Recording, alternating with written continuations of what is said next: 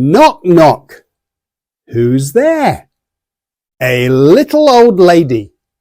A little old lady who? Hey, I didn't know you knew how to yodel. Yodeling. I like that one. But do you know what I don't like?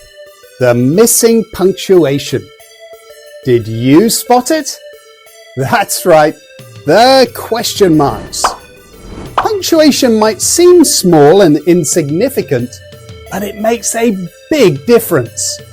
It tells the reader how to read your sentence, what tone to use, how it should sound, and what emotion it should carry. And you've guessed it, today we're zooming in on that all-important punctuation mark that loves to go missing, the mighty question mark. Sentences can end in one of three ways. With a full stop, also called a period, you're grounded. With an exclamation mark, you're grounded. And with today's focus, a question mark. You're grounded?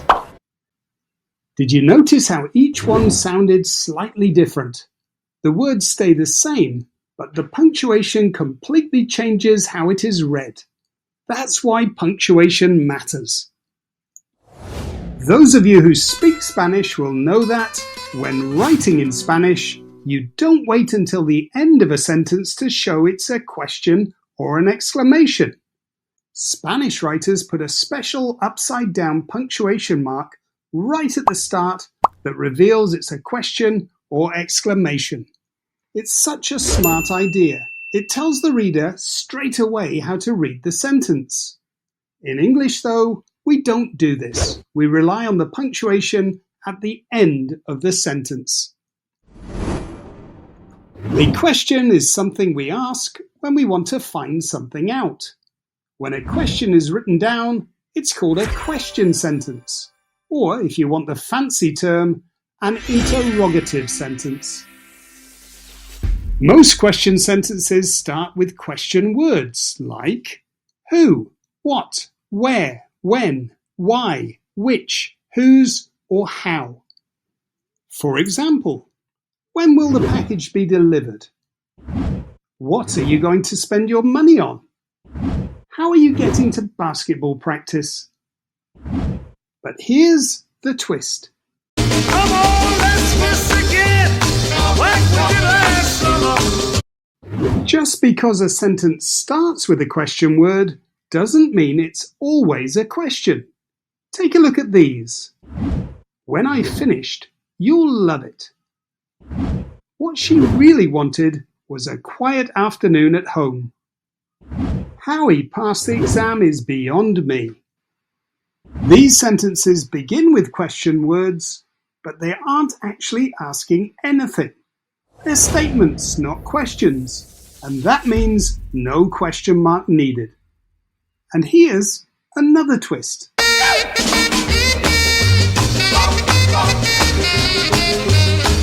Not all questions begin with the question starters who, what, where, when, why, which, whose, or how. Let me show you what I mean. Do you want a drink? Can you help me with this? Is that your phone?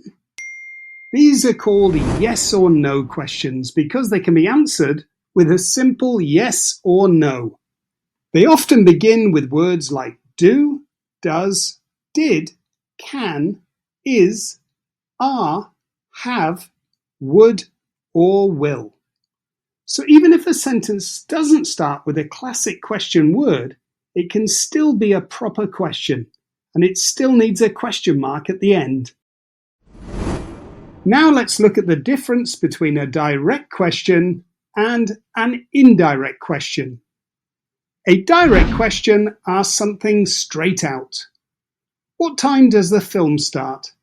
Have you seen my keys? An indirect question still asks for information, but it's part of a statement, not a question on its own. He asked what time the film started. I wonder if you have seen my keys.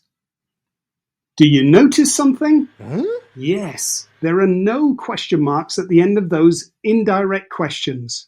That's because they're statements about a question, not questions themselves. So here's the golden rule. If the sentence is a direct question, use a question mark. If it's an indirect question, don't.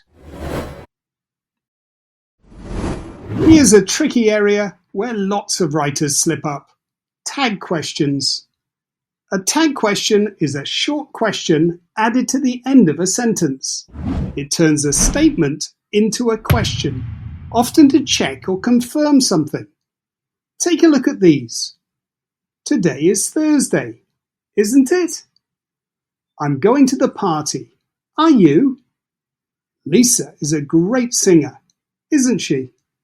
Even though most of the sentence sounds like a statement, the tag at the end turns it into a question.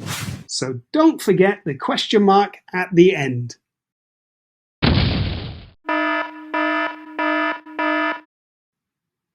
When a question mark ends the sentence, don't put a question mark and a full stop. Was the house empty?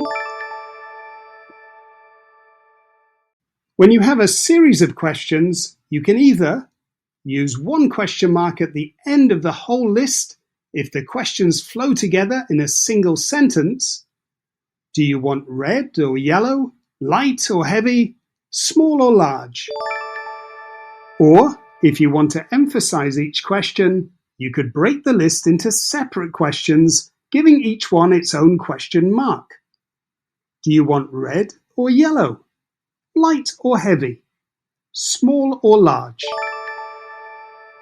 When a question is inside direct speech, the question mark comes before the closing speech mark, and you don't need a comma as well. When will we open the gift? Asked James. Also, don't capitalize the word after the question mark unless it's a name.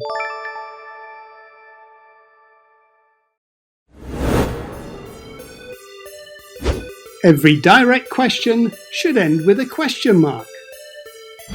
Indirect questions do not need a question mark. Question starters are a good indication that you are writing a question. Some sentences might begin with a question starter, but are not questions. It is possible to write a question without using a question starter. Adding a tag question to the end of a statement turns it from a statement into a question.